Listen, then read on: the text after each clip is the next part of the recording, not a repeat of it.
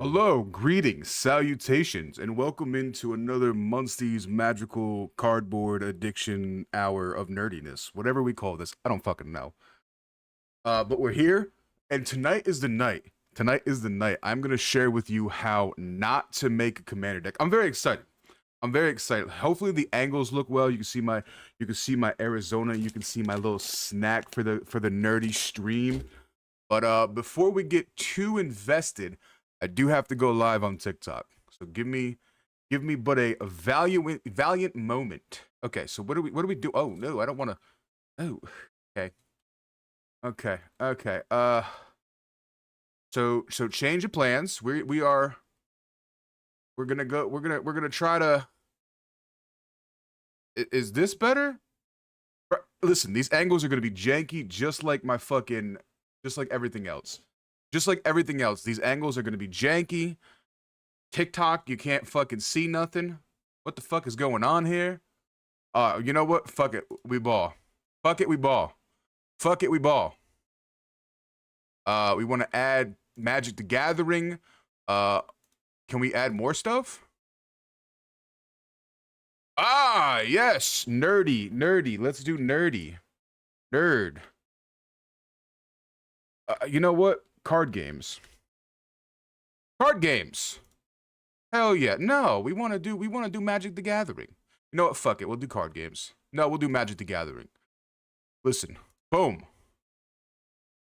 Okay, now we are live on TikTok also. Listen, I'm trying to get my ducks in a row here, babies. I'm trying to get my ducks in a row here. Okay? I don't know what the fuck we're going to do with the angles. Hold on. Let me try to get a little something going here. Let me try. You know, that ain't gonna work. Listen, that ain't gonna work. Hey, how you doing? Hey, listen, how you doing? All right, please bear with me while I work the angles. What do we think about like this? Well, I know. Listen, YouTube, TikTok, and Kick, you seeing the proper angles. Like you're seeing the schwanky angles. Let me move my wonderful playmat and mouse pad over. You don't know what this is, baby. You're not a fucking commander player. And if you're not a commander player, that's okay. I respect you. I'm not mad at you. This is Overgrown Tomb. It is a pivotal dual land if you're playing black and green. Oh, man. How does this look? Like, what do we think? Do we think this is an okay angle? When I say this is jank, this is motherfucking jank. Like, Twitch, Kick, and YouTube, we got the angles. But when it comes to TikTok, you're very limited in what I can do. I hope you understand. I hope you understand that you're very limited in what I can do. But let's not fear. Okay. Before we get too far into it, let me explain what happened. I had this card. I literally bought the whole Saskia Precon deck many moons ago. Hold on, let me get the music going. Just some background stuff. Many moons ago, I had the Saskia deck. And I had the card. Like, I had the physical Magic card for this thing. And I loved it. I've wanted to build a deck around it for so very long. And then recently, the last couple streams, the last couple weeks, we've been investing in my old Magic collection. Just looking at it, you know, kind of getting back into the hobby and stuff like that. And I was like, you know what? Damn, it's all coming back to me. It's all hitting me real hard in the mouth. It's hitting me that I want to build a Saskia deck. So I said, you know what? First of all, we're going to do it live because that's what we do around here. If we're gonna, hey, pinkies out. If we're going to do some nerdy jank, big belly shit, we're going to do it live for the hand-holding hooligans. Second of all, I was really disappointed because I could not find this card. So I printed out a proxy. Like, I actually legitimately have a deck built for this, like, for this card, for this commander. I have a deck built for it. So, like, we're doing some thug shit tonight, ladies and gentlemen. We're doing some thug shit. But long story short, I was disappointed in my lack of. Hold on, I gotta find that. That's not the deck that I want. It's the deck that I want because we're doing some stuff here. We're gonna dissect a whole we're gonna dice. We're doing some jank. All right, we're doing some jank. Let me get the decks out. Seize control, is that? No, that's Mizzix. Where the fuck? Where's the sauce? Where's the sauce? Is this it? Yes. Okay.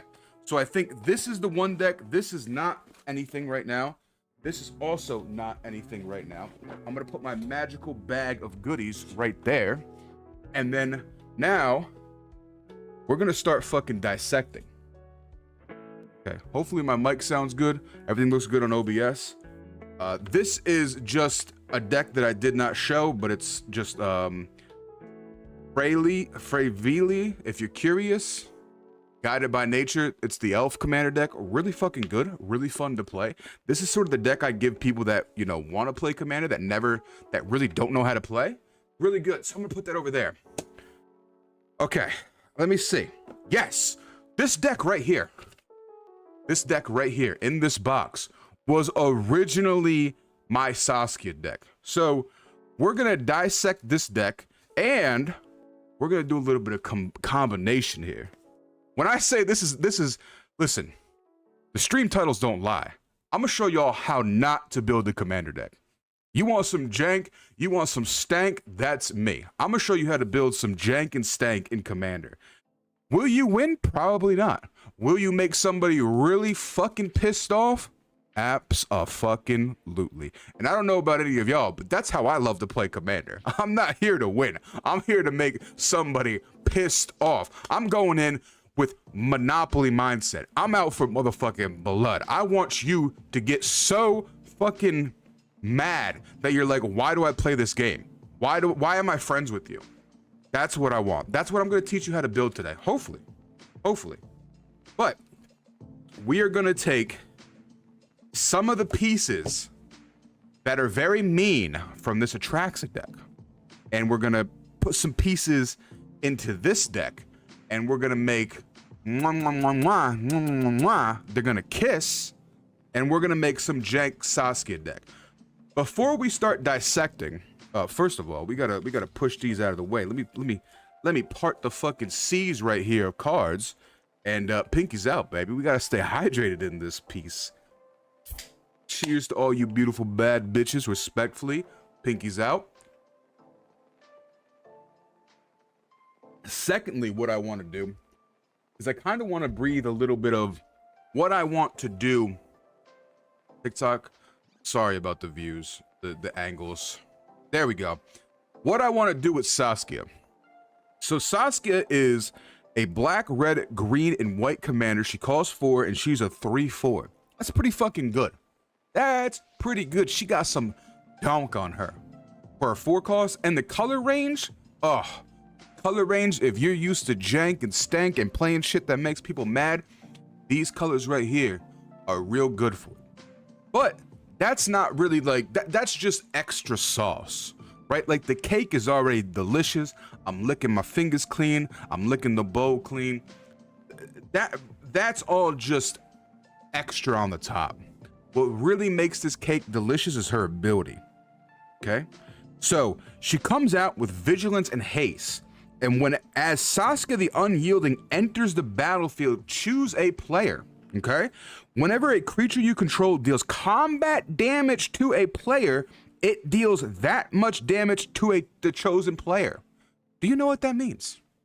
That means not only am I saying fuck you to one person, I'm also in proxy saying fuck you to another person. I don't know about anybody else here right now, but if I can say fuck you to 2 people at once, I'm on board. I do like saying fuck you to people, okay? So this is what we want to build with Saskia. We want to build fuck you. I want to build fuck you, and I want to build creatures that make people cry, that make people shiver. I want this deck to be Saskia, bark so that I don't swing at you, or bark so that I don't pick you with her ability. This is what I want this deck to be. Okay, I want this deck to be just creatures that come out and give me an extra combat step, creatures that come out and give my shit trample like Craterhoof. This is what I want. I want big fucking creatures that come into the battlefield that universally on their own are a threat.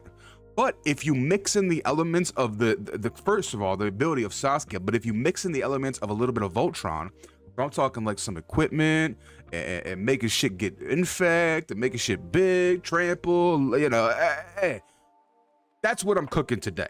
So that is the moral of the story, is we want to build a Saskia deck.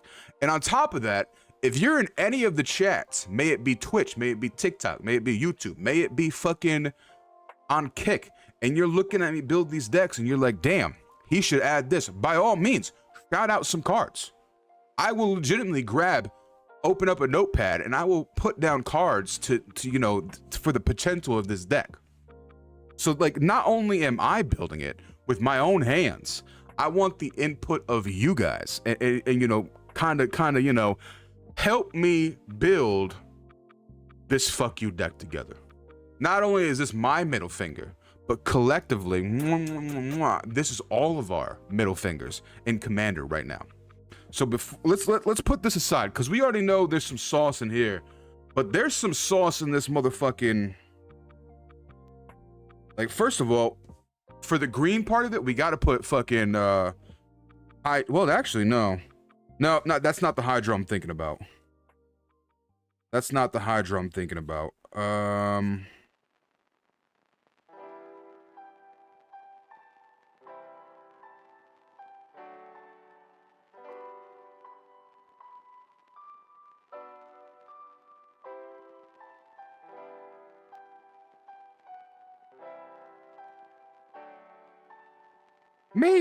Maybe we'll think about that card. It's not the best card, but it's also not the worst card. Oh, there we go. There's some sauce right there, baby. Okay. If a source would deal damage to the equipped creature, prevent X damage. That X is the creatures you control. Maybe that could be some sauce. Maybe the shield of the avatar could be some sauce in the Saskia deck, because we do want to have quite a bit of creatures, but we don't necessarily want this to be like a token deck or like a small go wide deck. We want this to be a go tall deck. So maybe we'll put that in the maybe pile. Scavenging Ooze is just good, but it's not the best. And remember, the goal of Saskia, I'm gonna keep like little Saskia right here just so that I have a reminder. Listen, TikTok, I know your angles are really bad, and I apologize for that. I apologize for you being here for me. But if you want better, broader sort of angles, shoot me up on Twitch, baby, on YouTube, on Kick, MunstaaSQUAD, on all the platforms. But the idea that I want to go with Saskia is scary creatures and Voltron. I want to mix the two. I want shit to be Voltron creatures. I want it to be scary. All right, maybe my Atraxa deck didn't have as much gas as I had hoped. Okay, so only two cards from this Atraxa deck that I would really consider adding, and that is you know, the classic. Now, automatically there are cards that I just don't have, like the swords. Fucking some of the swords are just deadly. I think the Sword of Famine and Fire, or I don't really remember the names of it, but I definitely want to try to get my hands on those. I'm broke. I'm a broke bitch, so a lot of the swords are out of my reach, and a lot of expensive cards are out of my reach. But if you like what I'm putting down, like with the idea of Saskia, like I said, put some cards in the chat. Let's build this shit together.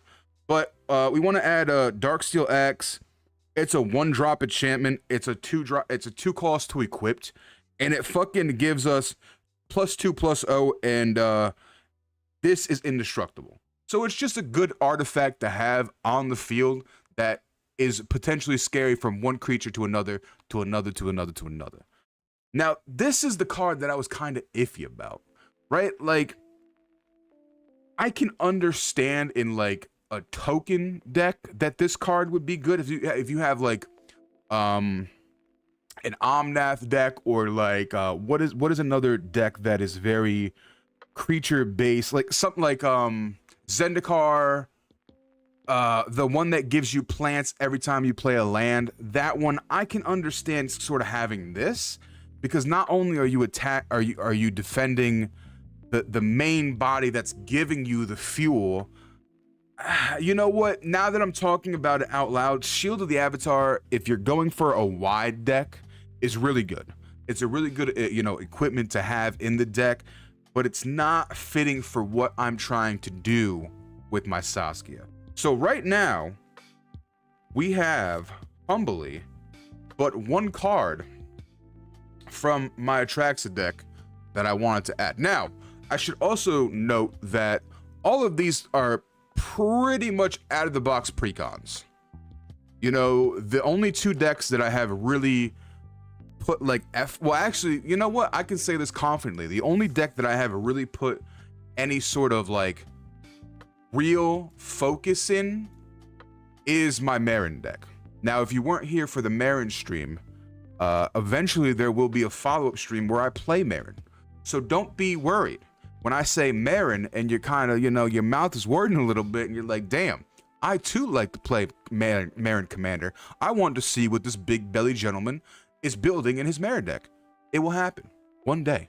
It will happen. But it's just Marin is my baby. And I've always had this is how I like to play Commander. Okay? This is how I like to play Commander. I know I'm not going to win. I don't want to win. I don't want to win the game. I don't want to win the pod. I don't want to do nothing like that. I want to be the gatekeeper. I want to look at the son of a bitch that's going to win the whole game, and everybody knows it. Everybody at the table knows it, and I want to take that bitch out. You heard what I said. I'm coming after you, motherfucker. If you sit down with a deck that is going to explode and you know you're going to win, I'm coming at you. I'm the gatekeeper. I'm taking out the motherfucker that is the prime, the fucking the creme de la creme deck. I'm taking them out. Or on the other hand, if you get real political with me and you kind of lean over and you're like, hey, yo, Munsty, you're kind of a handsome man. Let me buy you in Arizona. You know what I mean? I might fight for your life. You got my honor. I'm a very easily swayed gatekeeper when it comes to Magic the Gathering. My political game can have many favors in it if you know how to scratch my back. You know what I'm saying? But I did build some stuff, and let me just show off the deck again, right? Like, let me just wait. What the fuck? Oh, hold on. We're back, TikTok. We're back. Let me just show off the deck again, because maybe you'll understand like the spice of life that I was going for when I originally got this Saskia deck. So we got like Dami Raid. Fuck, man, this mic is in my way and I can't fucking see. Hopefully you all can still hear me. Because I had to move that shit because like my mic is in direct fucking line of sight of my cards, and obviously I can't read. I can barely read and write as it is.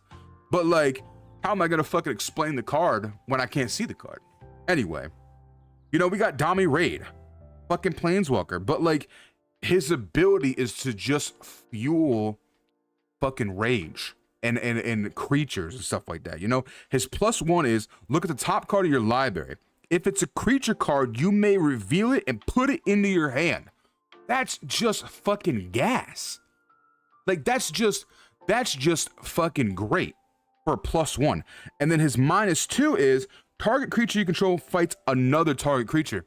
Now, fight mechanics are real fucking good. I love the fight mechanic. Yes, I'm gonna have my massive 2020 fight your 10/10. And then I'm gonna use my 2020 to swing when it's my combat step. Real fucking good. But the real like icing on the cake is I call it pop. When you pop a Planeswalker, right? That's what I call it. Everybody else has got, like, you know, you can get an emblem from a planeswalker, yada this, yada that, yada yada yada. But I like to call it I'm popping my planeswalker. And the emblem for Dami Raid says you get an emblem with creatures you control have double strike, trample, hexproof, and haste. I said a lot of words right there, but if you are even remotely into Magic the Gathering, all the words I just said are delectable. Delectable. So, like, that's what I want. I want creatures to have haste. I want other things to enable my creatures to do shit. So Dami Raid, stay. Dami Raid stays in the Saskia deck. Next we have Iros, God of Victory? I don't know. But he is a legendary equipment creature. He's a god. He's a 7/4, so he's a big motherfucker. Big motherfucker. He has indestructible, and as long as your devotion to red or white is less than 7, it isn't a creature, so it's enchantment. But if I have 7 or more devotion to red, and devotion to red or white, it just means like permanents that you have in that sort of color bracket. And then when it is a creature, creatures you control have menace and prevent all damage that will be dealt to attacking creatures you control. That stays. That's exactly what I want to happen. I want to swing shit at somebody, and then I want to have that smack travel through and then just connect with 2 people. And the fact that my attacking creatures take no damage, just fucking great. The lands can stay. The lands are lands. I'm not gonna mess with the mana base. This also stays. So this is just a fucking, I think it's a fucking sweet ass card. I love this card. Quietus Spike? I don't know. Quietus Spike. I can't read. Listen, all right, I've already said that. I've given that disclaimer. Don't flame me in any chat. Can't read, can't write. I'm trying my best. But if you equip this, equipped creature has death touch, and whenever equipped creature deals combat damage to a player, that player loses his or her life rounded up. That's crazy. That's crazy. In fact, with the fucking, you know, the Saskia's ability, okay, I'm hitting you. You have 4, so in Commander you start with 40 life. Okay, I'm hitting you with this creature. It's Saskia. Hey, I'm hitting you with this creature. It's 3. All right. So now you take 3 commander damage. You take 3 damage, and then we trigger the spike. Now you take it's half rounded up. So like we'll just say like 23 life, just to keep it simple maths, real easy. So how easily you have gone from fucking 40 to 23. It's just wonderful. It's just wonderful in my opinion. It's a very aggressive card, and it just fucking works for what I'm going for. Another card that's gonna stay is Whisper Silk Cloak, 3-drop artifact, 2 to equipped. Equipped creature can't be blocked and has Shroud. Real fucking good. Real good abilities all the way around. A lot of these cards will probably stay. So like I'm not like hyperly aggressively looking at the deck. A lot of this deck is going to remain the same. There are a few cards that I want to add. Like there's an Angel. Here it is. It's right here. It's my baby. It's my baby. So this Angel right here. Will you autofocus for TikTok? One time for me, baby. Oh, we had it. We had it.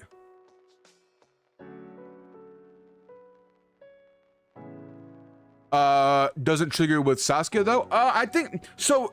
The ability doesn't trigger. You're absolutely right. So the ability to the selected player would not trigger, but the raw damage to the initial player that I'm doing a combat with, it would trigger. So her ability, but you're absolutely correct, Hayden, on YouTube. Her ability is that when I get to the thing, any combat I do to one player is directed to another player. So that player that I choose would not be affected by the spike. However, the initial person that I am swinging at and making that direct damage to would be triggered with the spike. And this is, I just use Saskia as an example because, like, you know what I mean. But let's just let's get a random creature card. Ah, here we go. A classic right here. So let's just say, let me move these cards out of the way and try to make it a little bit of a proper play space. Let's just say Zultai Druid. Everybody likes Zultai Druid. It's a mana dork. It's pretty good. I'd suggest a combat calligrapher if this is a Saskia. Oh, hold on. Are we talking about the same card? Saskia the Unyielding, the dominant mommy that she is.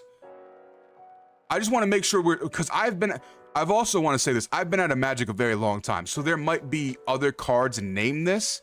Okay, cool. We're on the same thing.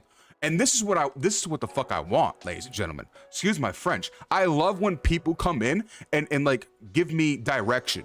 So I'm gonna actually look that up right now because I am at my computer. Let me, because I've never heard that card before. I've never heard that card before. What is it called? It is called Combat.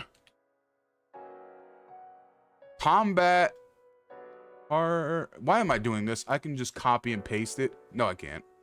Cause I'm an idiot. Let me get the Arizona on screen.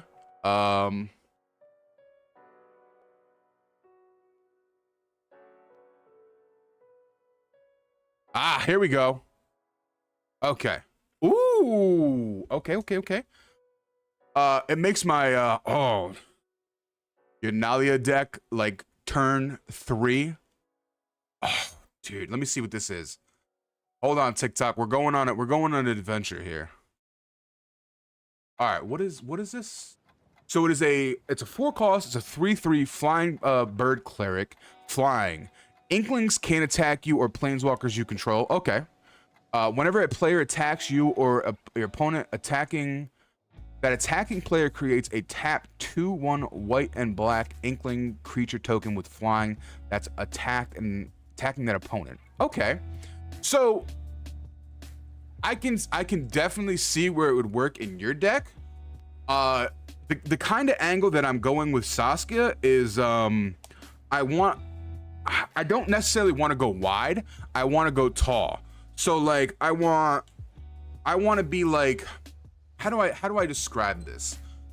I want to have creatures that are immediately a threat in themselves. However, if I have Saskia on the battlefield with her thing still working, it all just gets real scary. So it's like I want creatures to go big creatures and Voltron. So like I want to combine the two. I don't really necessarily want to go wide with the idea of like attacking and using that, but I can understand in like a subsect of building Saskia in the idea of like, hey, all of these wide creatures are now swinging at you. You have to pick what you want to deal with. I do like that. And I'm going to keep that in mind because not only do I want to build like Saskia in the idea of like Voltron, go big, scary, bada bing, bada boom, but I do want to build her in the idea of like go wide. And it's now like, okay, you think this is a 1/1. Turns out this is like a fucking 50-50 because I have 25 of these same tokens and they all get +X for the same fucking creature subtype or whatever. So I like the idea of that one too, and I'm gonna add that little spice. You can't see it. Actually, you know what? Fuck it, we ball. Fuck it, we ball. Hold on. Let me open up a little text document. Okay. Boop. Boop. And then we're gonna add that card. And we're gonna name it Saskia Go Wide. Boom. Perfect. Here, let me see if I can actually like fucking here. Boom. I have a I have an actual document going. Keep it coming, by the way. Keep it coming. I fucking love it. I love when people like have the same. I love when people have the same mindset as me. It's just like, it's like that scene in Fast and Furious when fucking they're driving the cars and they look at each other. That's me and you, Hayden, right now. Like we just had like a moment, dog. Like same vibe, same energy, just different cars in different lanes. That's all it is. But yeah, no, I definitely like the way that you're thinking and the idea of a Saskia go wide. My Saskias go tall. So yes, but the spike is just there for like I said, just threat. You know what I mean? Because if you let me hit you with the spike, and I'm especially in Commander, because 40 life, I've already explained this, but 40 life rounded down, if I'm hitting you for 3, bada, quick maths, you go from 40, you go to 23 real quick. So that's like a real threat. Another card that we have for spice in added flair. I love this card. I'm gonna say this. So when I started playing Magic the Gathering, I started in Shadows over Innistrad. It was that was like when I first got into it. I did my pre-releases. I was like, oh my god, I really enjoy Magic the Gathering. I want to play more of it. The next block that came out over Shadows over Innistrad was the Amonkhet block. So you had like Amonkhet, and then you had fuck, what was the other one? This was back when they did 2 blocks. Now I think you know what, I'm gonna be honest with you, I don't even know what they do now. I have no idea. I've been out of the gate for so long. I have no idea anything standard related. I know they did like they do a lot of collabs with like, you know, Lord of the Rings, Doctor Who, and everything like that, but I've been out of the fucking box for so long.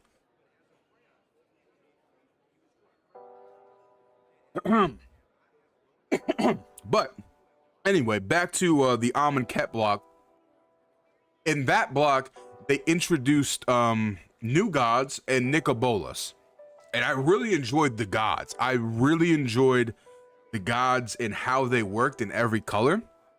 But this was a card that I really enjoyed because I love playing aggro.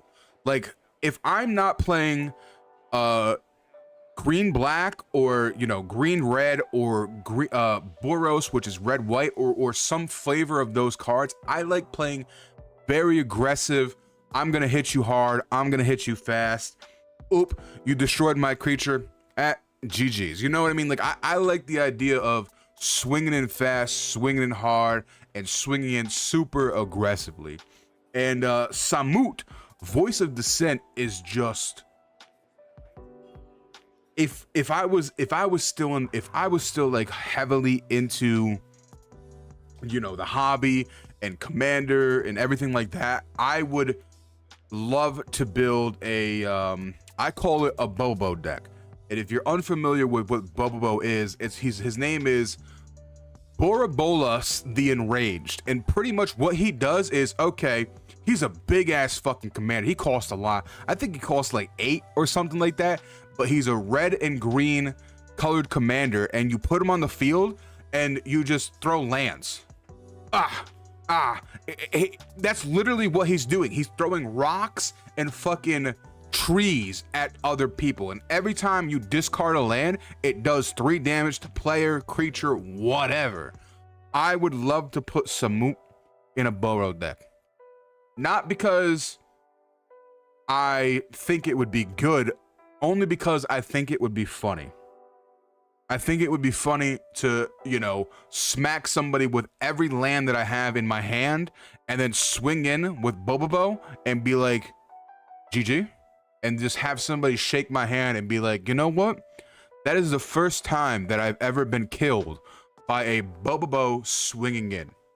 Add that to the list of dreams that I have in this hobby that is EDH. But anyway, Samut. Also, Elmo, you punk bitch. Thank you for the likes on the TikTok side of things. Mwah. What makes this really good is it's got flash.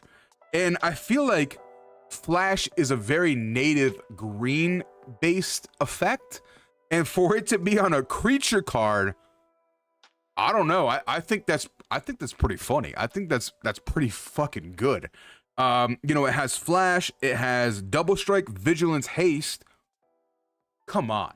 Like if you were playing a, I think one of the main things in like a creature deck is first of all trample, but if you can get vigilance in there, vigilance and trample is just so powerful because you have no reproduction, not reproduction, whatever the fuck the word is. All right, you have no downside of swinging because you don't have to tap.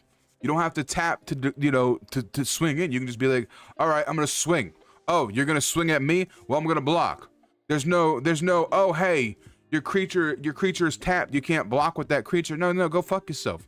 I got vigilance, motherfucker. I can do what I want. Not really. You gotta abide to the rules of the table. But you know what I'm saying? Vigilance gives me a set of confidence that makes me feel comfortable at a table. But flash, double strike, vigilance, haste. Other creatures you control have haste. Again, another haste enabler just for the Saskia deck. Because if Saskia is not going to be the main threat, I want just to have creatures that are just like, oh shit, if I do not deal with this creature, it's going to be a hard, it's not life for me. That's the ideal. What else? Oh, here's a card. Listen, this makes me a little bit giggly because you can understand I like Infect, okay? Now, people of the channels, Infect is real good. Infect is real good. I will say it. I hate Infect, but I love Infect. And let me explain to you why I love these things. Because when you get 10 Infect on you, it doesn't matter how much life you have. Oh, you have a life gain deck. You're at 1,000 life. Guess what? I don't care. Here is 10 Infect. You're done. You're out of the game. And Grafted Exoskeleton is a 4-cost equipment. It costs 2 to equip. Equipped creature gets +2/+2 and has Infect. Real good. Real good.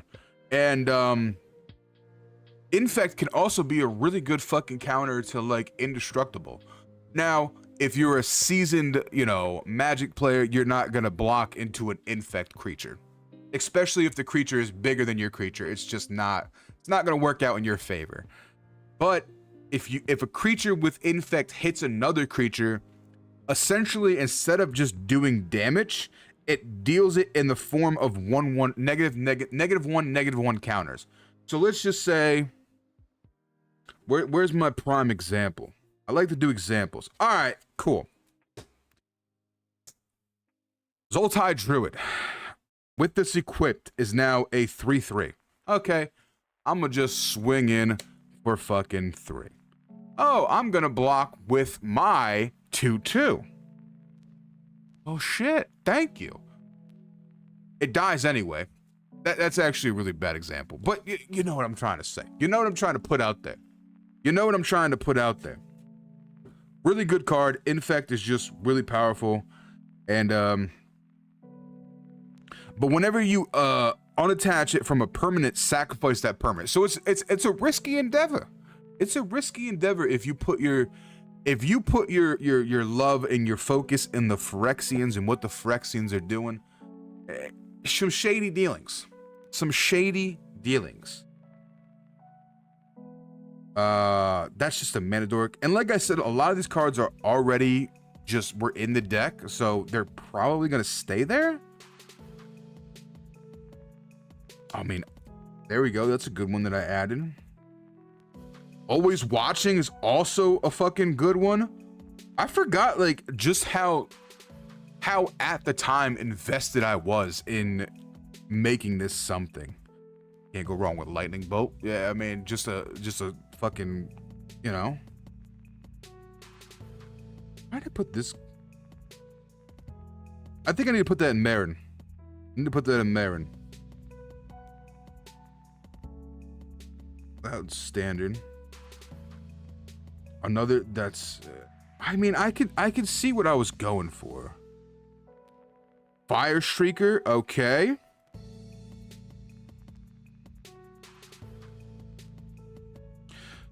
Okay, so I know. Okay, this is gonna sound weird, but I know there's a card that I want to add to this. I know there's a card. There is a fuck. It's a red card. I don't know what it's called, but I do remember the ability. It is it's an enchantment that all creatures do double damage. Hold on, let me try to find this. Let me try to do the map. Red enchantment. It might have been a sorcery too. All damage is doubled. Let me see if I can find it. Let me see if I can find it. It was a big card in I don't think it was vintage. I don't want to say vintage or modern, but in show and tell decks, the ones that, you know, hey, show and tell Emrakul out of your hand, whatever. I could be wrong.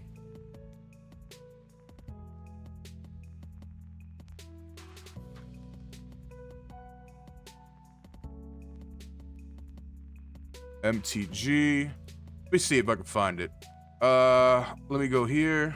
No cards found. Maybe it was a sorcery spell.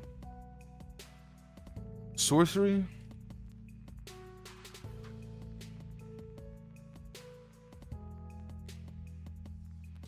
Sorcery?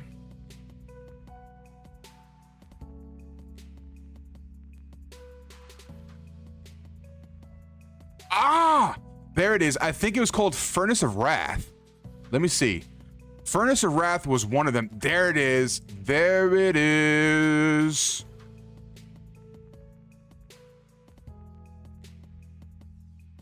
Dictate of the Twin Gods. Dictate of the Twin Gods. What's the verdict? Okay? What do we think about Dictate of the Twin Gods in a Saskia deck? Do we think that is a good thing? So it is a 5-drop enchantment. I know everybody can't see, but I'm gonna read out the card. It is a flash enchantment, and it says, if a source would deal damage to a permanent or player, it deals double that damage to that permanent or player instead. Very, very, very like, hey, I don't know, man. I don't know. It's very risky. It's very, very, very risky because you are also a player and you also have permanence. So it's something that can essentially hurt you too. But hear me out right now. Hear me out. I do like to play. I do like to live life on the edge.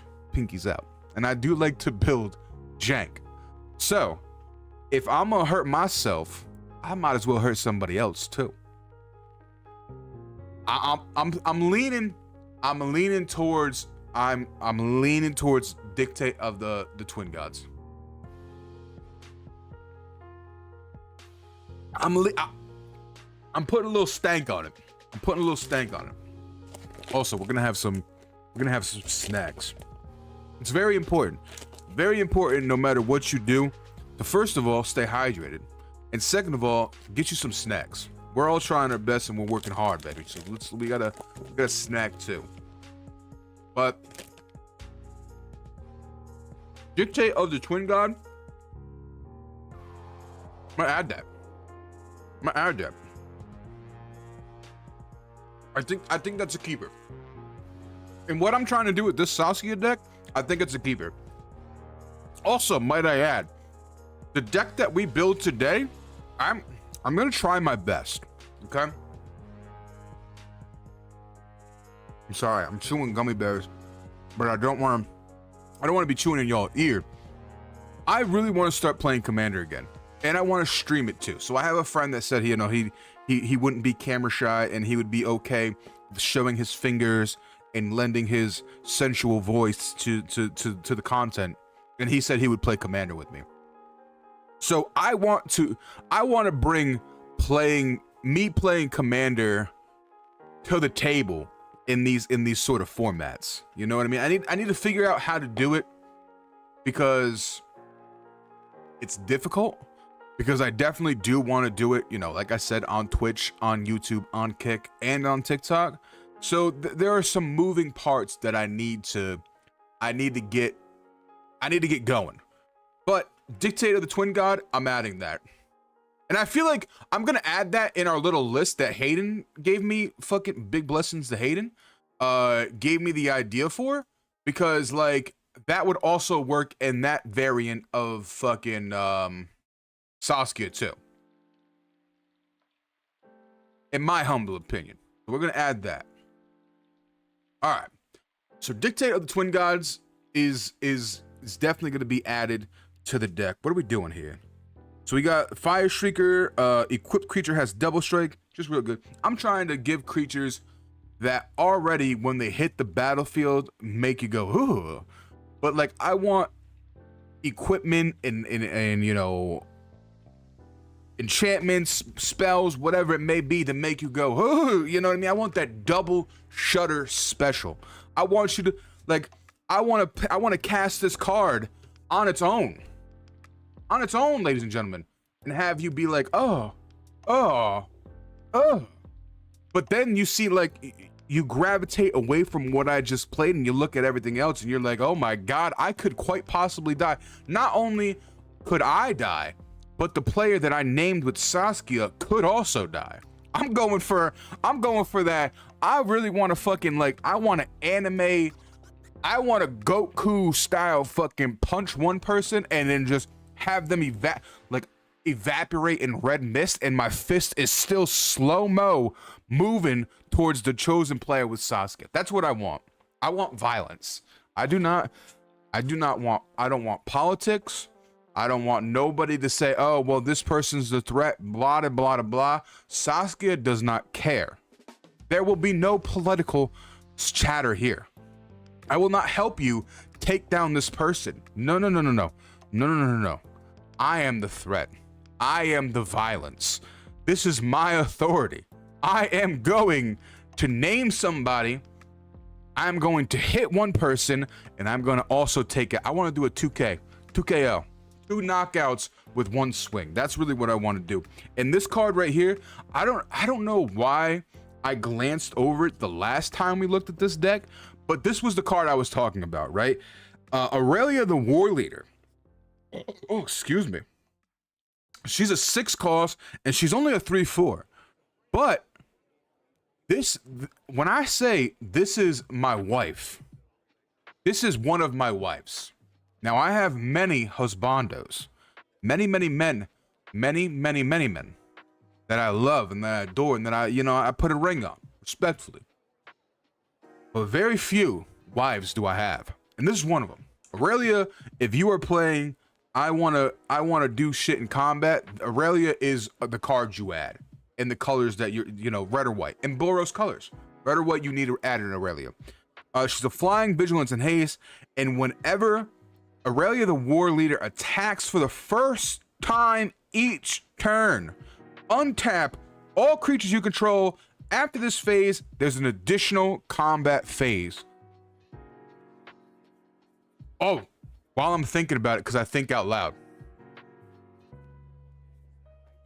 That's my wife. That's my wife, baby. Like, I feel like, in retrospect, I am a commander player.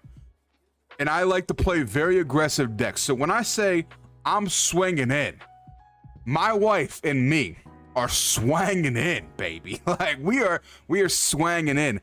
And we're building a Saskia deck. So, like, they kiss really well. You know what I mean? My Saskia is going to be meant to, I'm trying to KO you, but I'm also trying to KO somebody else. Like, I want to knock you out, but I also want to knock out the person that I named with Saskia. This deck is supposed to be pure violence. There is no communication. There is no political. There is only, I'm a swing, and I'm a swing frequently. So, but yes, she's my wife. You know, she's a good card. But just having 2 combat steps is a dream in its own. Oh, listen, don't even get me started in the stories I have with me in the overall politics of a commander pod and what it can be. Sir Ryan of YouTube, I have plenty of stories. I am, you know, I like to think of myself, I'm an easygoing guy. I'm a chill dude. I'm a chill dude, right? Hello, motherfucker. What it do, baby? How you doing? I'm a chill guy, and I like to play the politic game. I'll hold your hand. Put your hand in mine. Who's picking on you? You tell Papa Munstee right now. Who's picking on you? I'm gonna take their kneecaps. I'm gonna take their kneecaps. But if somebody aggressively comes at me, I guess before I go in this tangent of the kind of commander player I am, Ryan, if you play commander, I'm the type of individual that if I do not turn one soul ring and you as my opponent turn one soul rings, I'm focusing on you the whole game.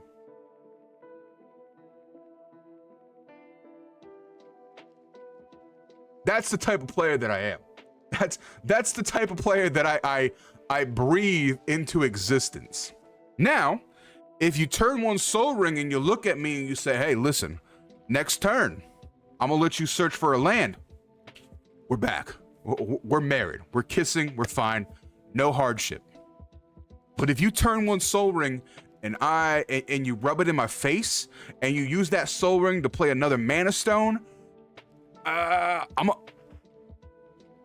coming after you. I'm coming after you. Who's my wife? This is my wife. This is my wife. And as a woman that also loves women, you would also, if you played command, I don't know if you, my dear, if you know how to play Magic the Gathering or if you know anything about Magic the Gathering, but if you did, this would also be your wife. Let me preference that by saying, if you didn't know how to play Magic and you did enjoy these colors, which is Boros colors, which is red and black, and you did enjoy the art of like just turning your creatures sideways and attacking, this would also be your wife. That's all I'm saying. Because she essentially says, whenever she attacks for the first time this turn, I get to untap all my creatures and swing again. So she is the epiphany of just swing first, ask no questions. And I feel like you can relate to that, my dear. I feel like you can honestly relate to that. And just the words that I'm saying, you can understand the type of personality I have to get alimony. Exactly. Commander tax is alimony. But if you buy me in Arizona, like if we're getting ready to play Commander and you're just like, you know what? You're a handsome man. I like your beard. I like your belly. I'm gonna buy you in Arizona. I will protect you with my life. I'm a very easily swayed type of fellow when it comes to a pod. I'm very easily swayed. My aggression, I am bipolar. So like my aggression is evenly spread unless you gain my favor in hydration or snacks. So I'm pretty easily bought. Like my alimony is really easily, it's not that expensive. I don't need you to pay for my draft. I don't need you to do anything for me. I just, you know, go to the table and fucking put a peace tea on your tab, and I'll fight for you the whole life, the whole night. Anybody tries to touch you, Commander, I'm the gatekeeper, baby. I'll take them out. But yeah, anyway, Aurelia is really staying in the deck. So far, we do have some cards that we want to, well, one of the cards that I want to add to this variation of the deck is Dictate of the Twin Gods. If you are unfamiliar with Dictate of the Twin Gods, it is a card that is an enchantment. It has flash, and it states that if a source would deal damage to a permanent or a player, it deals double that damage to that permanent or player instead. And I'm a big fan of fuck around and find out. So if I'm gonna swing in and I'm gonna do double damage, I'm gonna make it so that everybody can join in on the chaos that is double damage. So that's something we want to add to this variation of the deck. But we had Hayden come in here before and drop a little bit of knowledge on me. In the variation of Saskia that goes wide and has like more like, you know, token focus and, you know, all that kind of stuff, combat Paleographer is an interesting choice to add to the variation of a Saskia Go Wide edition. We are going for a Saskia, oops, I'm tall and I'm going to swing a lot. Sorry, I am snacking. She flips cards until you get a non-legendary. What? Also, I do want to say that I've been out of Magic the Gathering a very long time, so a lot of the cards are kind of lost on me. I have not played since. What could I give as a good example? The last time I played, I think we just went back to Zendikar. I think. No. Fuck. I'm trying to think now. Did we go back to Zendikar? We probably did. Anyway, it's been a very long time. It's been 6+ years that I've been in any sort of like Magic the Gathering anything. So, but now I'm gonna look this card up because she flips cards until you get a non-legendary creature and plays it. The only non-legendary creature. Oh my god. You dirty son of a bitch. I love you. I fucking love you. You dirty. Listen, no disrespect. And I'm sorry that if my words do come off as that way. First of all, I love me some Blightsteel Colossus. Second of all, that sounds like the most purest form of jank. Like, I wouldn't even be mad. This is saying something. As a Commander player, I wouldn't even be mad if, oh, no. We don't. Oh, fuck, I couldn't. Listen, I'm sorry. We do have an ad on Twitch. I'm sorry. I could not snooze it, but it is what it is. I would not be mad losing to that deck. And that says a lot. Now, I'm going to actively look for this card. Oh,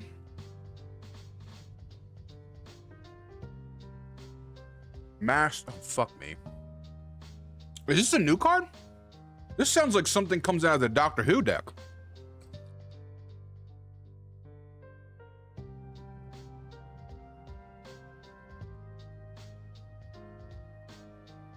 Oh, shit. Okay, so it's a Magic 25. All right, tap. So it's a blue deck.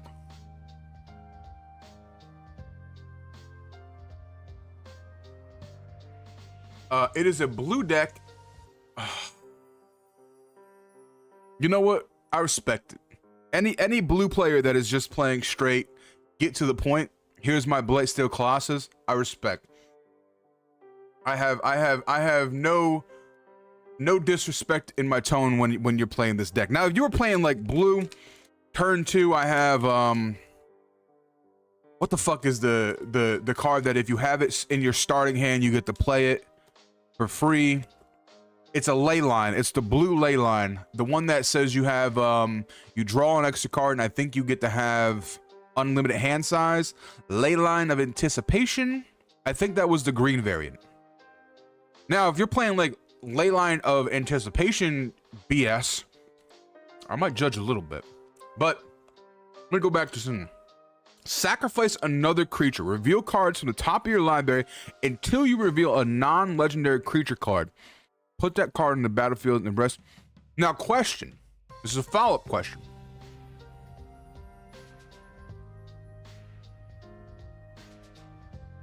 Do you have any way of like, is it exile? Okay, so it's not. Okay, I misread. I thought it was like you search and then you put them in your graveyard, but it's not. So you're good. You're good and clear on that one. Yeah, I wouldn't be mad to losing about that one. I would not be upset losing to that. I love I love jank. I love shenanigans, and that card just seems like straight up shenanigans. I love it. Absolutely love it. Currently, right now, my baby is. You know what? Listen, I gotta show it. I gotta show it. Oh, yes, because Blight still has that that thing that if it goes to the graveyard from anywhere on the battlefield, you get to put it back in your library. Ah, I see what you're putting down there.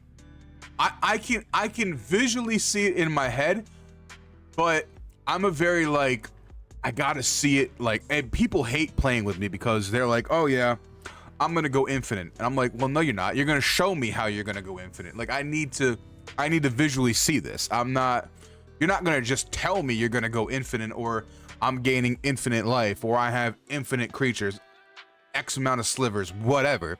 I need to see it, you know? But on the discussion of Blightsteel Colossus, hold on. Allow me. Ooh. Allow me to show off my baby. Well, yeah, Library Maniac, that if you draw your deck up, you can just win. That's true. I do remember that one. In spirit of showing off jank, in discussing jank, Saskia, listen, Saskia is good. We like Saskia. We like the cards that are in there. Before we end the stream, I do want to count and make sure that's a 99 card deck so that, you know, right out of the box, I can just play. I'm pulling out the box. Ryan's got me into it, all right? I got to show off Marin again. I got to show off Marin, you know what I mean? We showed her off last week, but like, you know what I mean? We got individuals in here that are talking shop, and I got to respectfully, if you're going to tell me about if you're going to show me yours, I got to show you mine, you know what I mean? We big on that environment around here. But this is my baby. This is my baby. This is like the only deck that is very little precon left in it. There are like a few lands and stuff like that, but mostly the 99 cards that are in this deck have been cards that I just put in there. This is Marin Clan Neltoth. Now, I'll go over the basics of what Marin does, because there might be some people that don't know what she does, and you're gonna be like, hey, Munsty, I know you can barely read and write, but you gotta explain the card to me, and I will, babies, I will.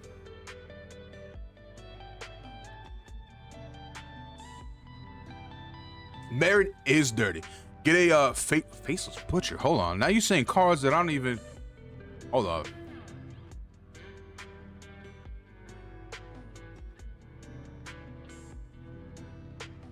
Faceless butcher. Oh. Okay. Enters the battlefield. Exile target creature other than when it leaves the battlefield. Return exile card. Okay.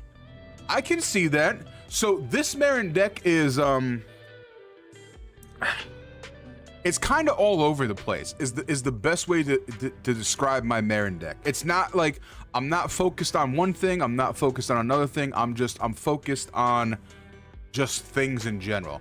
You just sack it and it's just before the flip the order. Oh, see, listen now. Listen. You're showing me some jank, and my jankness is already there. But let me try to show like just some spice that I'm going for in Marin.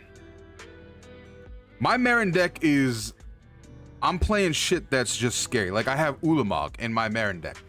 Now, that might not be a normal call, but like in my Marin deck, it makes sense.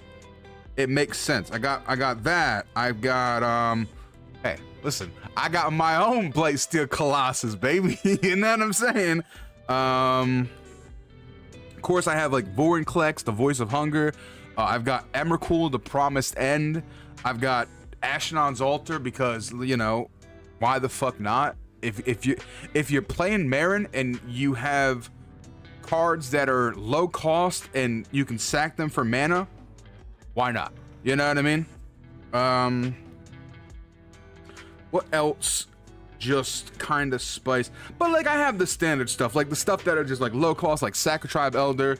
I've got Eternal Witness and stuff like that enter the battlefield, find some lands, ramp up. Okay, I'm gonna sacrifice it, whatever. I've got, like, you know, the low cost Dream of Catastrophes. I am still live, TikTok. Hypnos does. I think I have Hypnos. Hold on. We're all over the place, but I love it. I love this nerd stuff. I think I have a Hypnos. I've got some random junk in my binders. Let me see. Hypnos. Oh, I got Centriplets. Centriplets is just good. Centriplets is another. Centriplets is one of those commander decks that if I see you playing Centriplets, there's like a 75% chance I'm just not gonna play. I have run into some very scary Centriplets deck. I'm pretty sure I have a Hypnos because I was trying to do some shenanigans. Yes, Hypnoc. I do have a Hypnoc, and I also, so as a man that likes nightmares, you will enjoy. Oh, hold on, let me fix my stuff. There we go. So once upon a time, I did want to make a Chainer Dementor Master commander deck. So if you're familiar with the nightmares, so when I got this card, I also picked up Hypnos. Because I was like, you know what? I like the idea of fucking having a nightmare commander deck. But it turns out that there just aren't a lot of nightmares. That just, you know, I don't know if that's changed, but back in the day when I was trying to do that, you know what? Matter of fact, we're gonna add fucking Hypnoc right now. We can find something to take out for Hypnoc. But yes. If you don't have to play, you may play it from your hand. Remove all the cards. Ooh, that's just really good. And the thing about my Marin is like, either it's my sacrifice triggers or, you know, I'm sacrificing it, you're killing it and stuff like that. Like my Marin, if I can have Marin out, like the counters I can have on Marin are just incredible. Like I've played Ulamog. I've had 11 counters on Marin. I've just played Ulamog right out the gate. You know, we got Void Windrunner. Like we have some big things. Of course we have Shieldred. I'm just gonna say this. If you're playing Marin in any formation you're playing Marin, you need to have a Shieldred in there. Because not only are you getting, you know, at the end step, depending on how many counters you have on Marin, you get to play it for free onto the battlefield, or you get to take it back into your hand. But Shieldred says, at the beginning of your upkeep, return target creature card from the graveyard to the battlefield, regardless of converted mana cost. And it also has, at the beginning of each opponent's upkeep, that player must sacrifice a creature. So Shieldred is just really good. Not only do you get a creature back, but you force your opponents to also sacrifice creatures. And you know what? Sometimes that's a pretty strong thing. Dude, Chris, my man, Bar G. We gotta fucking, I mean, I got Kozilek, I got the, you know, just some, I got stuff, man. I don't know why I have Stuffy Doll in there. I think I just like the idea of Stuffy Doll. That's just, you know, it's a gangster card in my opinion. Where's my favorite card of all? Yeah, I've just got like some bullshit in there. Like I've got like random ass fucking Eldrazi. I've got this card right here. Ugh. Dragon Throne of Tarkir. Which one was that? Dragon Throne of Tarkir. Hold on, let me look this up.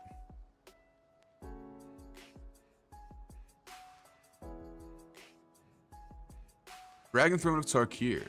Okay. Equipped creature has defender and other. Ooh. Yeah, that's pretty dirty. That's pretty dirty. I do like that. I like the spice of that one too. I can definitely see like having overwhelming stampede. Like I have this is my go-to deck that I give if anybody's playing Commander with me and they've never played before. I always give them this deck, and it's because it's just pretty straightforward. It's literally just elves. The deck is made to make elves get mana. It's really easy for them to play. I can definitely see that card in like this sort of environment, like a widespread creature environment. I can definitely see that. Ooh, that would actually be dirty in like I haven't seen it in quite a long time, but what was it called? At 2016. No, this I didn't get it when it originally came out, but I think this came out in it actually might have been 2016. Holy shit. Now that I'm thinking about it, it might have fucking been, because I got this one and I got Minioplasm too. Yeah, so I got this one and I got Minioplasm. But yeah, it might have been. My time frame is so fucked up. Like when you say 2016, it makes me be like, was it that long ago? But yeah. Oh yeah, for sure.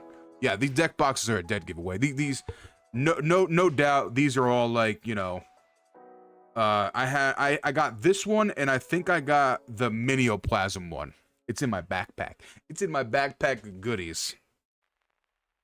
But yeah, I got those. I'm a big precon guy. Like, I won't buy all of the precons, but like, you know, Marin, of course, I bought her for precon. I have the Mizzix variant from Marin's time. I don't have the other one. I know there was a red one, and I know there was no,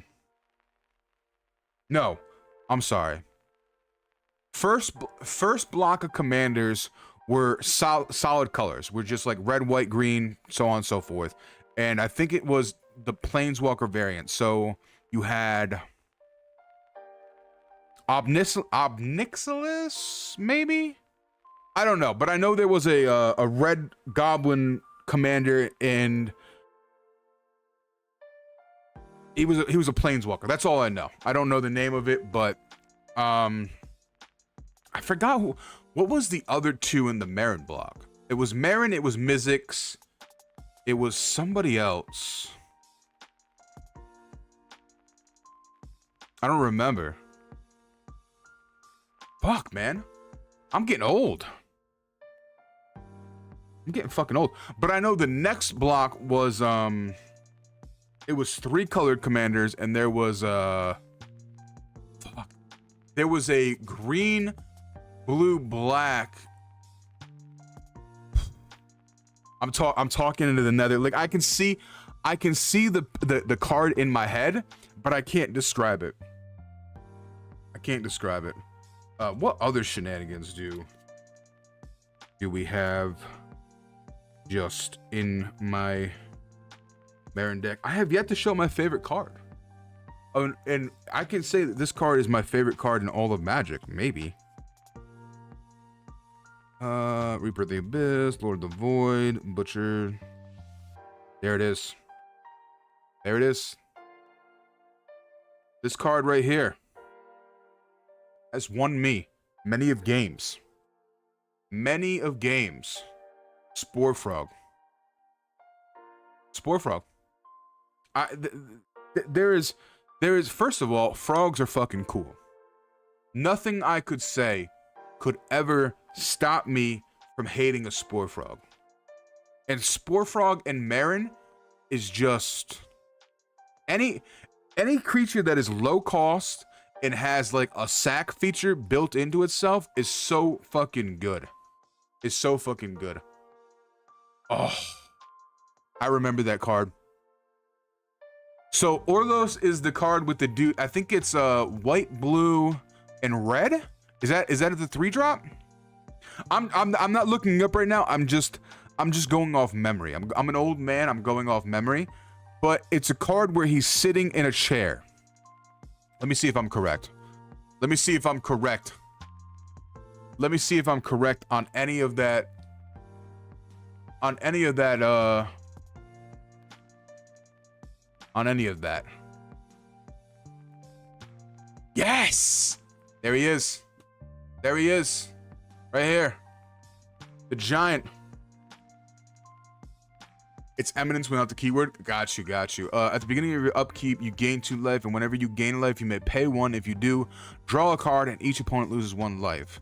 At the beginning of your upkeep is in the command zone, you gain 2 life. Oh, wow. Okay, I didn't realize you can get that shit. But you built a deck that has all the cards that swap players' life totals. Also, if you dump life, then swap. Heavy politics. Yes, yes. It's the reversal of Super Friends, or what was it we called it back in the day?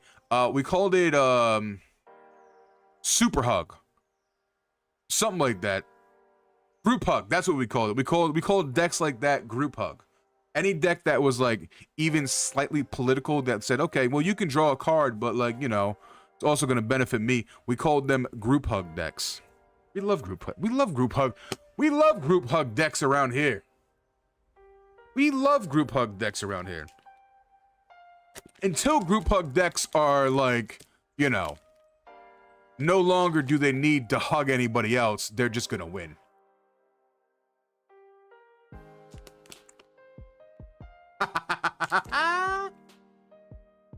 That's like... Excuse me, I am enjoying gummy bears. But like, that's the ultimate fuck around and find out. I'm gonna swing at you for whatever number it is. Cool. Sure. I'm gonna take that damage. Oh, I'm at 8 health? Well, guess what, buddy? You're at 8 health. You did this to yourself. This is epiphany of like, why are you hitting yourself? Why are you hitting yourself? That's what that deck sounds like. It's like, you're swinging at yourself, buddy. What are you doing here? I love it. I love it. I absolutely love it. Dude, I can't wait. I can't wait to actually fucking like play Commander again. Just talking about it, like, I love it. It's such a good hobby for me. I love it, and I love deck teching. I love seeing what different people like. I love the idea of people looking at the same card. Oh yes. We were actually talking about this last time, and I know you're on YouTube, but hold on. Can I do this? I do have a Discord for my community. I don't really have it set up on the YouTube side of things, but I do think I have a link tree in my about section. This is just if you want to do it, but if you want to hit that link tree, it will take you to the Hand-Holding Hooligans Discord, and we have ideas. If I can get enough people that actually want to play like a Commander game, we're gonna use Spell Table, and we're gonna just have like a Discord fucking Commander night. You know what I mean? Like that's really something that I wanna bring to the table too, is like, I just fucking miss playing, right? Like, it doesn't even have to be like on stream or anything like that. I love the idea of just booting up Spell Table and getting 3 other people and just fucking playing games. You know what I mean? Fuck yeah, baby! That's what I'm talking about. That's what I'm fucking talking about. We got one of them. We got one person. But yeah, I just love it. You don't see the link? Hold on. Let me see if I can find it. Let me see if I can find it. Oh, it's not there. Hold on. We got this. Through modern science and things and stuff, we can figure this out. Hold on. Bum, bum, bum. Bum, bum, bum, bum, bum. Where the fuck you at? There we go. I don't have a lot of things set up on the YouTube side of things because I started out just streaming on Twitch, but you know, why am I gonna, you know, disclose, fuck, like why am I gonna deprave anybody of nerdy content? Like I feel like nerdy content is just the way to go. All right, hold on, let me see. Here we go. A little bit of a roundabout, boom, boom. There we go. Bam. We found it, baby. Wait, you can use OBS Studios to overlay a simulated plane chess deck to play plane chess easily. There's a website that does that. Oh, okay. Okay, see, now we're talking. I love plane chase. I fucking love plane chase. Anyway, there is that link if you want to click it, and you do want to join the Discord. We're the best way I can put the Discord is we're just a bunch of old people trying our best. You know what I mean? But I'm gonna have to look into that too. I'm gonna have to also look into that because, like, I don't know. I enjoy nerdy stuff. I enjoy basking in the hobby. I think it's a very, like, the idea of a Friday Night Magic to me is at its core just a bunch of people coming together and just having fun. Like, it doesn't matter if you're playing a $3,000 deck. It doesn't matter if you don't know how to play. None of that matters. We're all just nerds. We all just have an interest in this hobby. And that's what Friday Night Magic to me has always been about. It's always been about just coming together, talking shop, having a few laughs, maybe getting your heart broken, everything in between. I love the idea of just doing, like, because a lot of people don't have a local game store. And you know, I always say this, if you have any interest in, like, hobbies, may it be board games, may it be D&D, may it be Magic the Gathering, Pokemon, whatever it is, if you have a local game store, just poke your head in there and see what they're about. I always say, feed your fuel. Hey, hell yeah, baby. Let me get you set up. Welcome in, Carl, man. Welcome in. Appreciate you stopping by, man. I really do. Yeah, we're gonna definitely get it going. We're gonna definitely get it going because, like I said, it's just, I love the idea of just having a Friday Night Magic because a lot of people don't have a local game store and a lot of people just don't have that sort of environment or that sort of energy. And I love just, if I can, I don't know if I'm doing a very good job of it, but I love the idea of just bringing that sort of feeling just anywhere. You know what I mean? Anywhere. That Friday night feeling. You know how to play? Cool. You don't know how to play? Who cares? Come, just have some good times, baby. Pull up a chair. Pull up a chair and have some fucking fun, you know? Oh, wow. They changed everything. Hold on. There we go. Boom. That's But yeah, you know what I mean? I enjoy that shit. I really do. I enjoy making jank. I enjoy hearing about people's decks that, you know, are very, very fine-tuned. I enjoy hearing about people's decks that are janked. I enjoy somebody coming to me and being like, hey, I know nothing about this game, but I like this card. What do you think? Like, what can we build for this? I live for that. I live for the idea that this hobby, and if you are very competitive, that's fine. I am a very casual player. I'm a very casual mindset player. And everything that I say and everything that I do and everything that I build is very, very, based around casual, have fun, everything like that. That's not to say that I won't play with a very competitive person. I'll play with anybody. I love the hobby. I love that, what it can bring to the table. But in retrospect, what can I hold on? I'm trying to think, like, what can I take out?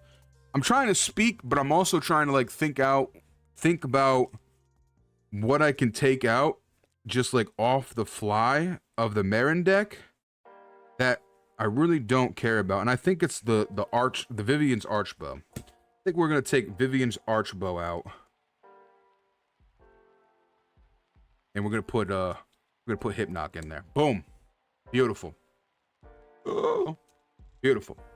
But I prefer bracket 2 level of play and 95.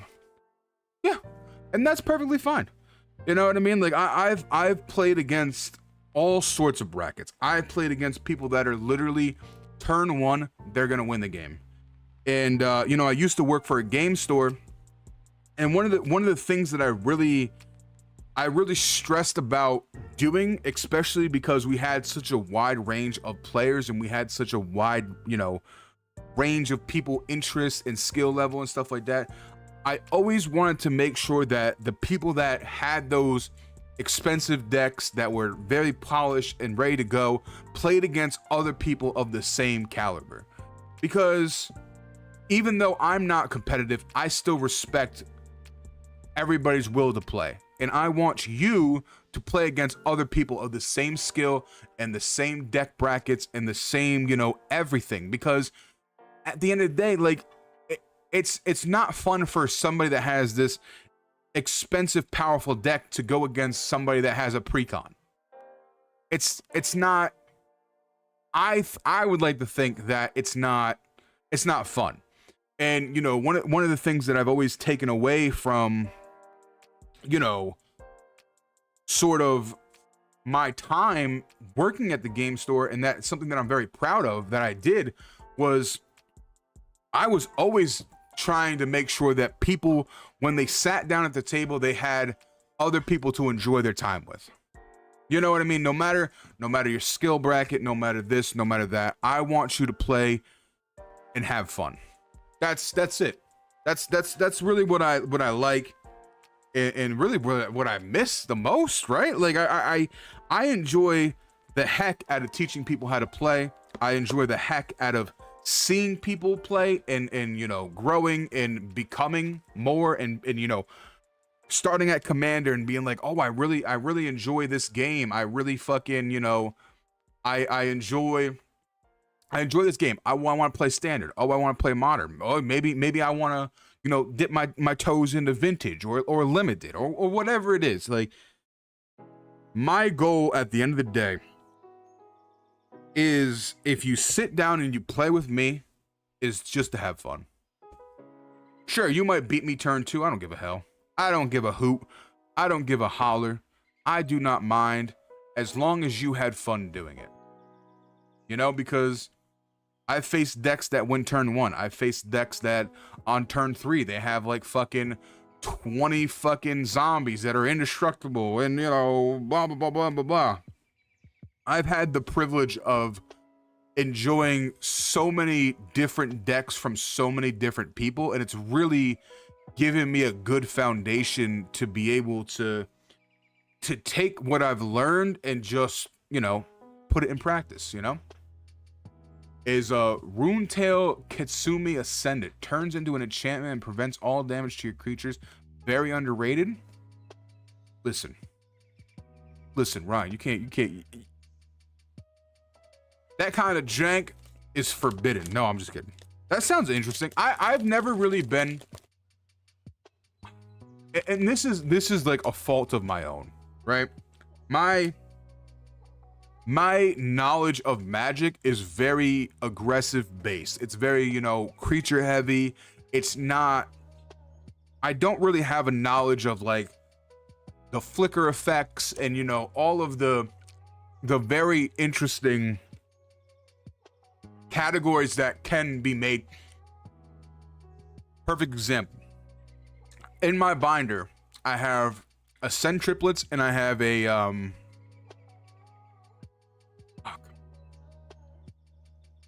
I forgot his name. But I'm sure if I describe the card, you'll know what I'm talking about. It's a 3 cost, and it's a fuck, man. Why am I drawing a blank? Zur the Enchanter. There it is. Boom. Listen. Cut me some slack. I just learned how to read yesterday, and I learned how to write today. So I'm trying.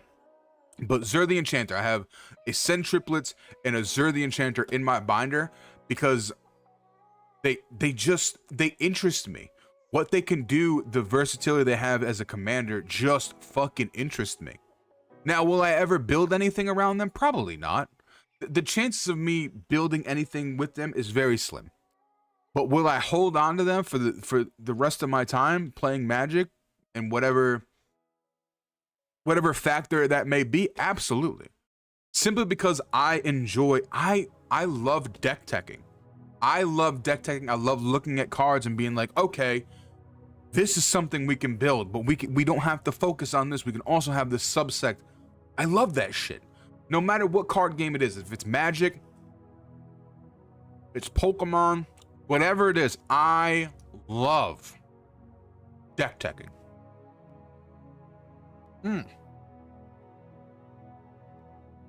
Sorry, I'm being a fat man and I'm eating more gummy bears.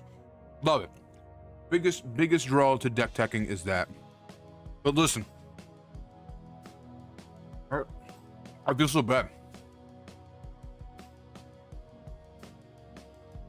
Mission for potential Friday night nerdy stuff. I like this. Every Friday we've been doing this for the last couple weeks. We've just been looking at Commander stuff, talking shop, being nerds. I fucking love it. Hey, don't look at my thigh. TikTok, Twitch, YouTube, don't look at it. I'm working out, okay? I'm becoming a beefcake. And I got good thighs, baby. Listen, you can look a little bit. Not too much, just a little bit. But I fucking love it. I love it, you know? I worked out a new format for Commander that plays like... Woo! You get 6 one-use commanders and a lot... Oh, okay. See, now you got me interested. Man, I'm gonna have... Listen. We're gonna be talking. That might be something like if you and your roommate are comfortable with. We might actually do that on stream because that sounds fucking sick. I love the idea of that. Now, I am not the best player in any format. You know, I'm gonna just say that right now. I'm a little bit dumb, but I love when people take the essence of one game and combine it with the essence of another game. I think that shit is the funnest thing ever. Like, look at Pauper. I fucking love the idea of Pauper. Now, I love the idea of just playing a 60 card deck with just nothing but commons and uncommons. I think that's what Pauper is. It might be just commons. It might not be uncommons, but whatever. I love the idea of Pauper. I love the idea of like I love the idea of like two-headed commander. I fucking love that shit. I love when people get creative and just do that shit. And this is for anything like D&D. Listen, I fucking love me nerdy shit. I'm gonna just put that on the table. Putting that on the I'm putting that on the table. I fucking love nerdy shit. I love nerdy shit. Listen, TikTok, y'all have been beautiful, but I'm gonna end it right here. We're still gonna be live on the Twitch, the YouTube, and the Kick side of things, but TikTok, we're out of here. Y'all been beautiful. Thank you so much. We'll see you in the next one. All right. So now that we have that done, let's change the angle. Let's get a little bit. Let's get back in. Let's get the fucking, you know. There we go. Oh God, no. Okay, hold on. When I say like my setup is janked for this, my setup is fucking janked for this. Hold on, let me. That's good for right now. That's good for a little bit of a personal conversation. But anyway, as I was saying, I fucking love that shit. I love that. I run weekly D&D games too. We use a virtual tabletop to handle the mechanics, map stuff. Ooh, do you use I know there's a lot of programs, but I think it's called like D20? Is that what you use? I'm very like out of touch when it comes to like the virtual side of things, I'm very old school. Fantasy Grounds, okay. So, but it's probably, I'm not disrespecting nobody, but it's probably similar. Like you said, you said it does the mechanics, it does everything like that. So it's very, very similar, which I'm all for. Listen, I am a firm believer. I come, and I understand, like, a lot of old school D&D players, like, they love having books. I love books in my hand. I love all that kind of stuff. But, like, a lot of people are just spread out, like, all over the world, and have, like, time differences, and sometimes people just can't get out, whatever it may be. I think the idea of fucking just people being able to play online, especially in, like, board games, D&D, Magic the Gathering, whatever it is, hobbies that have been upbringed in very, like, tabletop sort of formation. I love the idea of just being able to play online. I think that's one of the best things, and I am a firm believer in it. I am a firm believer in being able to just enjoy your time with your friends in whatever way you want. Sorry, not sorry. I'm not big on the hierarchy or whatever the fuck you want to call it, of like, hey, if this is a sacred thing to play at a table, go fuck yourself. I'm sorry. Somebody's got to say it, and I'll say it with my chest every time. Go fuck yourself. Listen, if you want to hang out with your friends, it don't matter, whatever way you can do it, hang out with your motherfucking friends. If that's the only thing that somebody can take away from my stream, fucking cheers to that. Cheers to that, you beautiful bad bitches. If you want to hang out with your friends and you want to do nerd shit, do it in whatever way you can. Safely, of course. I'm not talking like go to like some fucking farm in the middle of nowhere and try to fucking, play commander in it. But then again, if you're grown, you can do whatever the fuck you want. I really can't tell you what to do. I can only advise not to do it. But if that's your thing, do it anyway. A Fallout setting, and I scrapped the whole world map from Fallout 4. It's way better than anything. Dude, that sounds fucking incredible. I knew somebody that, I'm sorry, I'm being very unprofessional, but that's just me at my core. I'm very unprofessional. I'm eating Caribou Gold Bears. Shout out Aldi's. I love Aldi's. $1.19 these bad bitches are, and they're good. But I love that shit. I had and this is a throwback. Back when Call of Duty World at War came out, and they introduced, like, you can make your own zombie maps. What a time to be alive. What a time to be alive. Like, the maps, the fucking gun, the things that people can creatively do with a mod, and if a game allows it, is just, it's so good. Like, I'm playing Baldur's Gate. Haven't played Baldur's Gate in a while, but I have the mod where I can polyamorous. I can fuck whoever I want. Now, I haven't really gotten that far advanced in it, so I really haven't seen like much of a difference. And this playthrough is fucked anyway. Don't even get me started. Playthrough's sad. I'm sad. Just thinking about it right now. I'm very sad about this playthrough. But shit, I was scrolling on TikTok and there's a mod in Baldur's Gate that you could be fucking Naruto. You could have a Naruto fucking subclass in Baldur's Gate because somebody modded it. That's incredible. Fucking incredible. I am not that tech savvy, nor am I, do I have the equipment. Actually, I won't even say that. I'm not that smart. Not that smart. I'm a little bit of a himbo. I'm the hydrated himbo. I like to be, I'm the personality hire. It is pretty much the best way to put it. I am the personality hire. But I got nothing but respect for people that are out here modding, doing creative shit, and coding and all that kind of stuff, you the real OGs. You're the real OGs. I've never played. That's not true. I did play a little bit of Fallout New Vegas, but I didn't get very far in it. But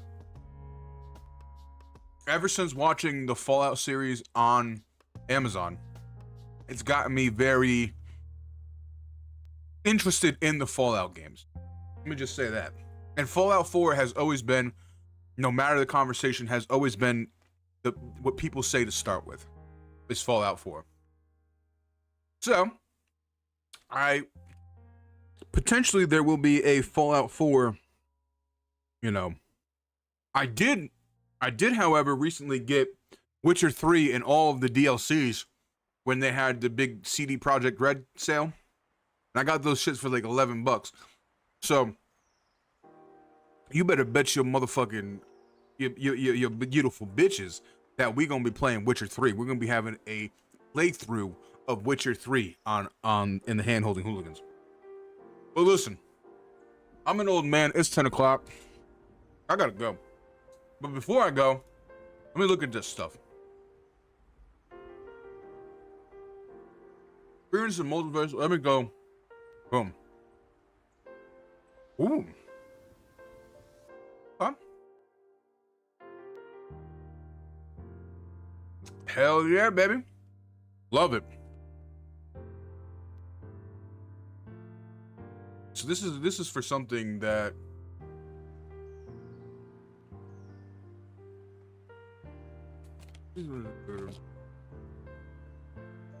Plane Chase Simulator. Okay.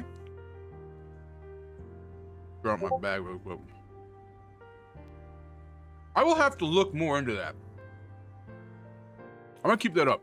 I will have to look more into that because I'm very interested. I love Plane Chase. I think if you're gonna play like Pod Commander, Plane Chase is one of the best ways to do it. It just is what it is. This is what. I gotta put my shit away. Listen, you're gonna put my shit. Let me say this right now.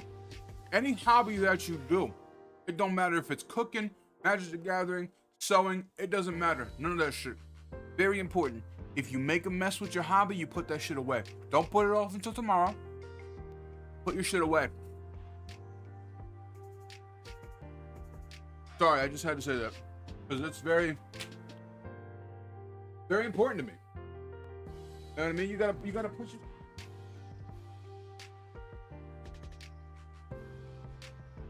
So much.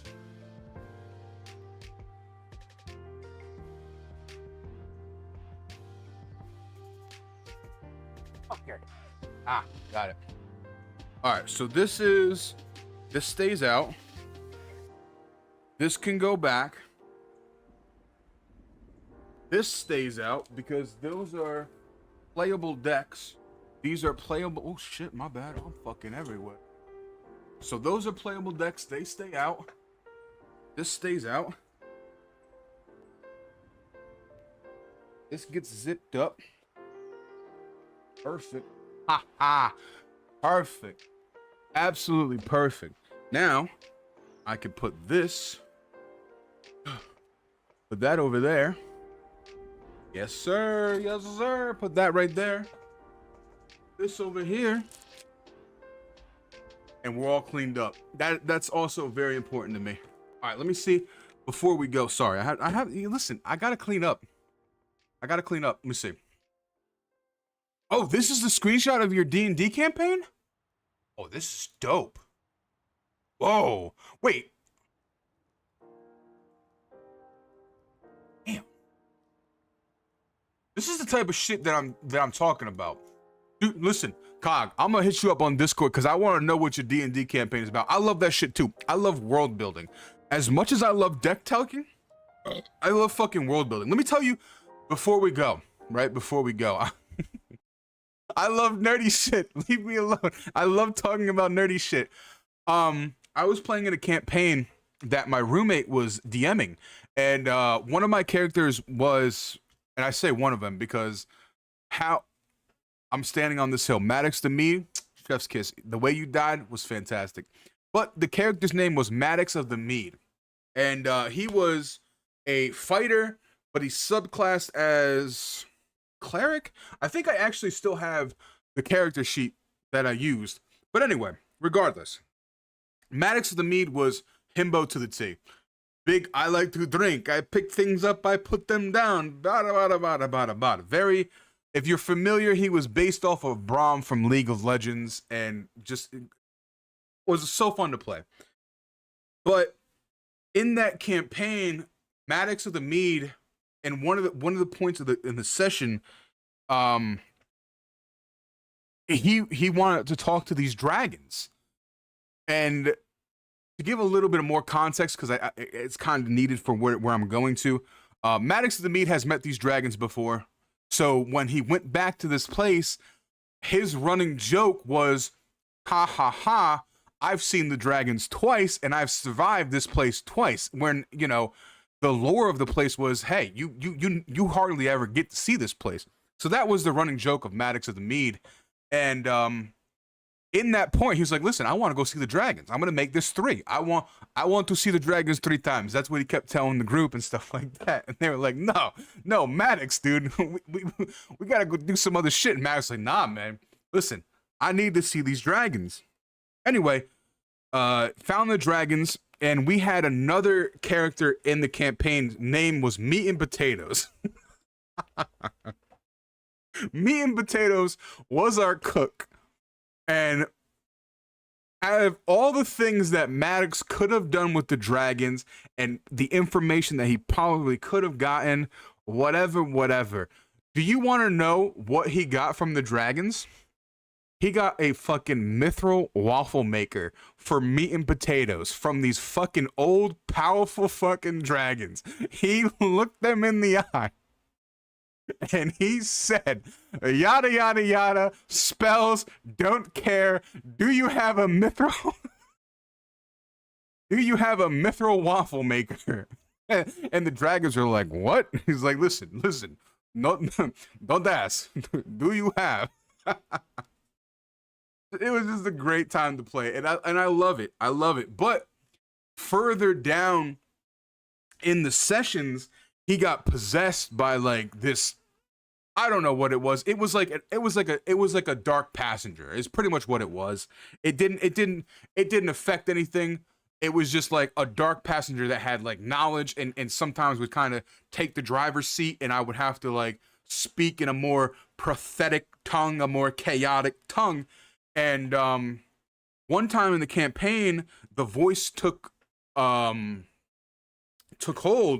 and was talking to this fucking, I don't know what it was. It was like, it was an evil thing, whatever it was. This fucking thing was evil. Like, our paladin was like, I don't want to go in there because this is fucking evil shit that I don't want to deal with, type of evil. And then Maddox just walks up into it, looks it in the eyes, and says, "Hey, old friend, how you doing?" All in like some, like, I think it was Infernal, whatever. And one of the people in the campaign understood Infernal, and they're like, hold up a second, like, they had to do a little bit of that, a little bit of this, and they're like, what the fuck is going on here? So like, it was just a good time. It was just a good time. My favorite D&D character I played was a barbarian who thought he was.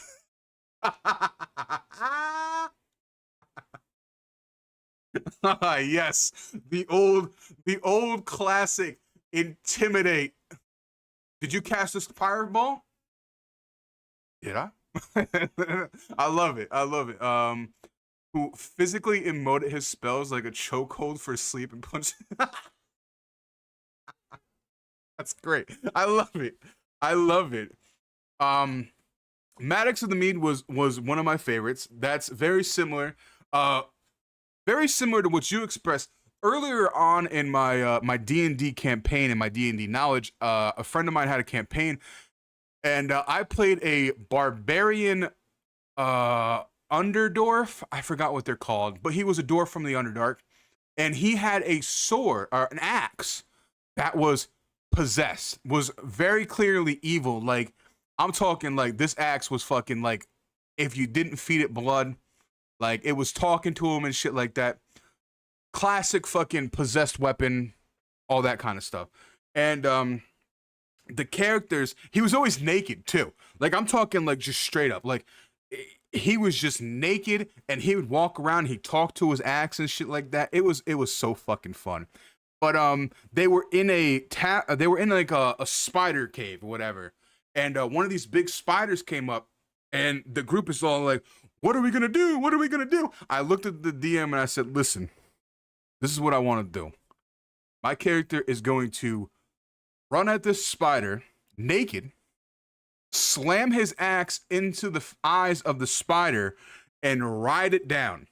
Like I'm talking like axe in the fucking. Let me give like a physical thing. Like axe in the thing, and then he's gonna straddle that shit like a fucking like a goddamn witch broom. And the DM looked at me and laughed and said, "Go ahead and roll your die." I'll never forget it. I rolled a nat 20. He said, "Okay, this just happened." So here it is, naked fucking dwarf running full speed at this big old spider, slamming its axe into the eyes, and then fucking riding it down like a fucking witch broom. And the rest of the party is just like, what just happened? What are we doing here? I love playing chaotic characters. Another speaking since we're just talking about D&D characters, another character that I played was a lizard folk. I forgot what they're called. This was a Pathfinder game. Not that it matters, but yeah, I got a nat. Yeah, yeah. I got a nat 20 on Word of Death. What is it? Power word death. I think that was the spell. That's when shit get happen. Your character just walks up to somebody, like just literally whispers in their ear, and then just fucking like, smacks their head and shatters it. But this character was a lizard folk, and he had a very like infernal background, but that doesn't matter. They were locked in a room. And we had already lost like 2 party members at this. Like we knew like 4 of us out of the whole group, we weren't making it out. So I looked at the DM and I was like, all right, the people that are trying to escape, can my character grab them and the people that were already dead? So there was like, one person that was trapped in a room and there was already one person dead. So I respectfully looked at the players and I was like, hey, this is what I want to do. And they're like, hey, we fucking support this shit. We support this shit. Anyway, he essentially took the rat folk that were dead. He ripped off their tails, gave it to another rat folk in the party and said, go ahead, be king of the rat folk, because that's how he heard to be the king of the rats. You got to have like the biggest tail or whatever. So my character was hellbent on like, hey, I'm going to fucking make this person the rat king. And then what he does is he rips out his own heart, fucking sacrifices himself to something, right? And then the rest of the party is running and they look back, and then the next thing you know, there's like these 3 fucking things surrounding the sacrifice thing and everything like that. I did some fucked up shit. The moral of the story, I did some fucked up shit. The character had like a pocket full of eyeballs and bones. He had like a skeletal hand that he would point at shit because he couldn't talk too good. It was just a good time. Anytime somebody would be like, what the fuck do you want? He'd smack his skeletal hand like at their face and then point, do it again and then point. It's just like, I don't know how to say this. And like, he's like, I can speak Infernal just fine. But like, if I tried to speak Infernal, you guys don't understand it. So like, let me use my strong hand. And that's what I had it in my notes as. It was his strong hand. My strong hand. That was good shit. That was good times. I love playing bullshit. I love playing bullshit. It's just so fun. I enjoy playing characters that are chaotic, but not like overly chaotic. I don't like playing characters that are just like, oh, I want to rip the hearts out of kids and rah, rah, rah, rah. No, that's not for me. I want to play like a little bit chaotic. I want to play the character that's like, you're doing some shit, and then like my character's just like, I don't want to help you right now. I'm gonna go over here. That's the type of shit that I like to play. I like to play a little bit of a floozy. If you...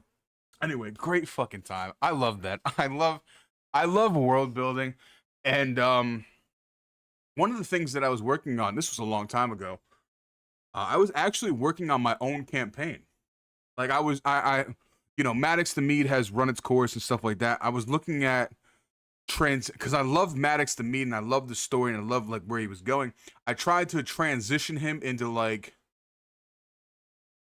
a sort of tavern like campaign, because like the run-of-the-mill joke is any D&D, Pathfinder, stuff like that, you all start a tavern. That's sort of like the run-of-the-mill, how your characters meet, whatever.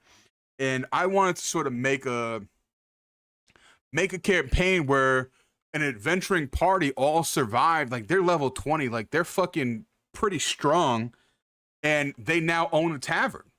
I thought that was a cool idea, and you know, I had some ideas around it. I think I still have some sort of Google Doc for it, but I'll have to look for that shit. Maybe I'll blow the dust off of that. That was a fun thing too. But listen, I gotta go. I'm an old man. Y'all have been nothing but fucking great and spectacular, and y'all are very much appreciated. I am very much looking forward to the future of nerdy things. May it be Commander, whatever it may be. GG's to all of y'all. Thank you so much for hanging out. Y'all are beautiful. And I will see you in the next one. Y'all stay blessed, stay hydrated, and stay motherfucking beautiful, all right? Bye-bye.